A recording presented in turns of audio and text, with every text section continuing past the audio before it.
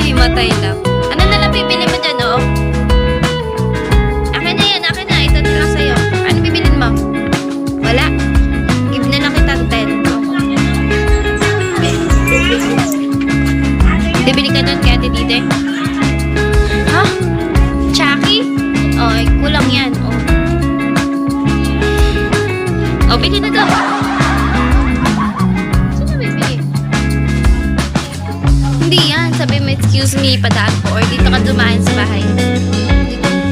Kay tatay.